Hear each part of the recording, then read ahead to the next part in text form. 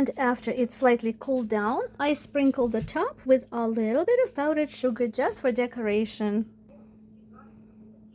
Look at that. Bouncy, springy. Absolutely delish. What a wonderful pie, my friends. Wash and dice 3 small apples or pears and 3 large stalks of rhubarb.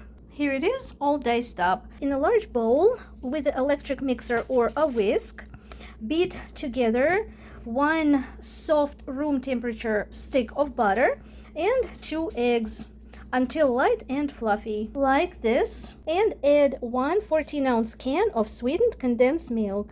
Beat with a mixer or with your whisk until everything is really well combined. A splash of vanilla and a couple of shakings of salt and mix all together.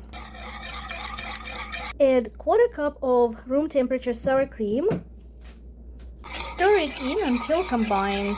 1½ cups of all-purpose flour, 1/8 of a teaspoon of baking soda, and 1½ teaspoons of baking powder. Stir to make batter. Do not overmix. This is supposed to be mixed just until all the flour has been combined, and we stop there.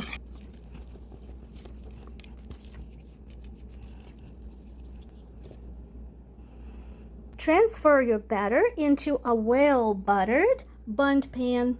Only about 2/3 of it for the first layer, and gently even it out so it's even on around all sides. Lay the rhubarb and apple or pear over the layer of batter. Next, sprinkle a couple of tablespoons of brown sugar over the fruit and a couple of pinches or a teaspoon of apple pie spice, or just plain cinnamon. This is adding a wonderful aroma.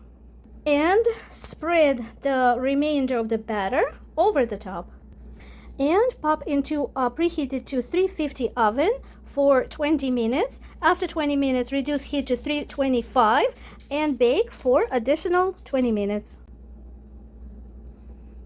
And my cake is done. I just pulled it out of the oven. The toothpick came out clean. Invert onto a plate and allow it to cool. Completely baked through and absolutely yummy. That is the pears that are now kind of mushy because of we baked it, but the batter itself is completely cooked through.